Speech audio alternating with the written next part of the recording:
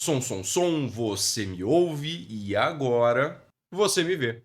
E aí, pessoal, tudo bem contigo? Isso por aqui para a gente resolver juntos uma questão do if-su. Quer tentar mais uma vez? Então pausa o vídeo agora, porque eu vou resolver com você. Em 3, 2, 1. Vem! O pêndulo simples é um sistema ideal constituído de uma partícula suspensa a um fio flexível, inextensível e de massa desprezível. Quando o sistema é afastado da sua posição de equilíbrio e liberado a oscilar, seu período de oscilação é. E a gente tem que marcar a alternativa correta que diz do que depende o período de oscilação do pêndulo simples. Bom, o que a gente vai precisar para resolver esse exercício? Resgatar alguns conceitos da matemática e da física. Lá da matemática, o que são grandezas diretamente e inversamente proporcionais. E da física, lá da sua aula de MHS, movimento harmônico simples, a formulinha do período de oscilação do pêndulo simples. Vamos por partes, vamos começar pela matemática. Quando que eu posso falar que duas grandezas A e B são grandezas diretamente proporcionais? Quando uma aumenta e a outra aumenta na mesma proporção. Ou quando uma diminui e a outra diminui na mesma proporção.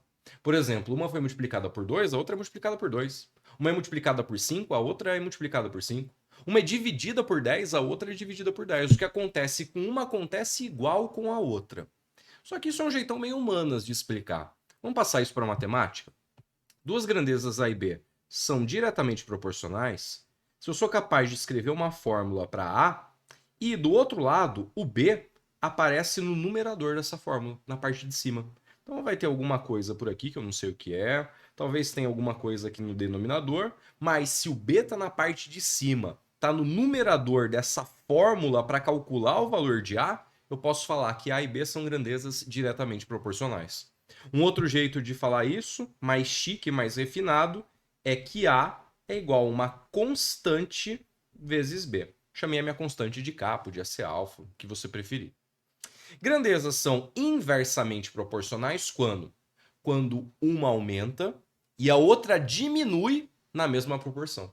Uma foi multiplicada por 2, a outra é dividida por 2. Uma foi multiplicada por 5, a outra é dividida por 5. Uma foi dividida por 10, a outra é multiplicada por 10. Na parte prática visual, grandezas são inversamente proporcionais quando? Então, se A e B são inversamente proporcionais, é porque eu sou capaz de escrever uma fórmula para A, e nessa fórmula, o B aparece na parte de baixo, no denominador. Então, vai ter alguma coisa aqui em cima, alguma coisa talvez aqui multiplicando B. Esse é o jeitão de, olha, bate o olho, A e B são grandezas inversamente proporcionais.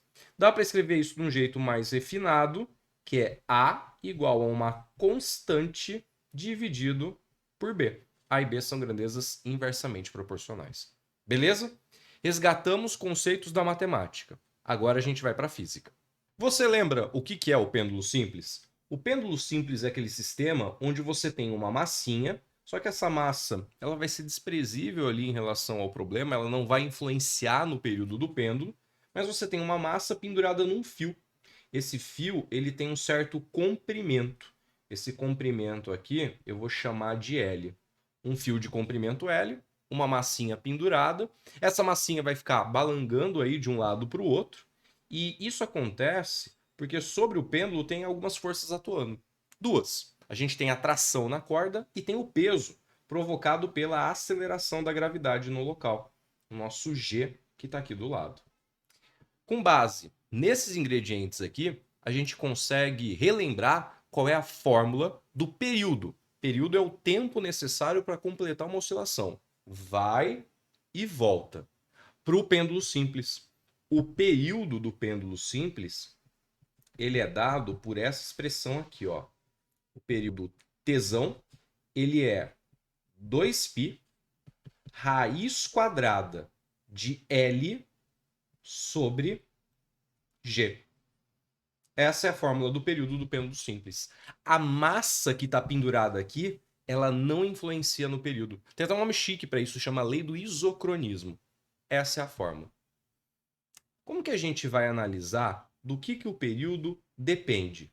Usando os conceitos de grandezas inversamente e diretamente proporcionais.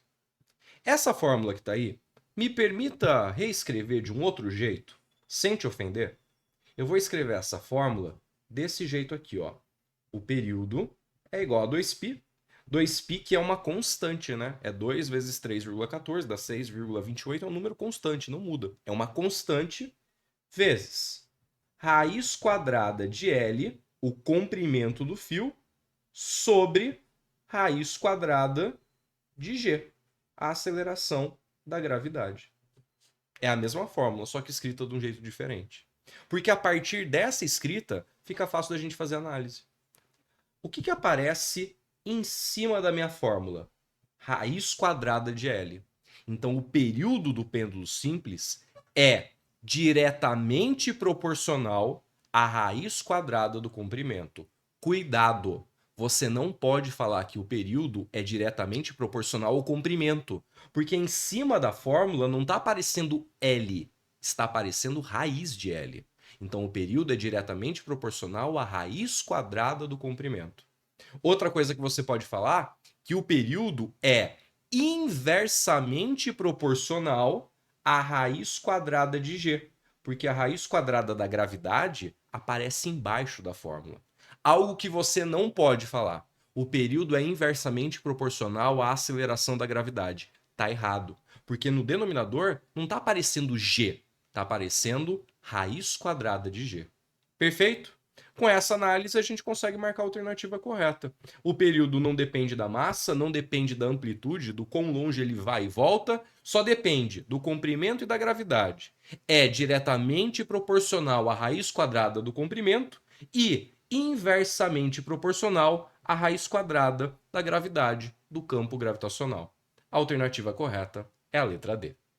Aproveita para deixar sua curtida, se inscrever no canal e ativar as notificações. Assim, você fica sabendo quando um novo vídeo for postado. Agora é contigo. Bons estudos e até a próxima. Beijo, pessoa!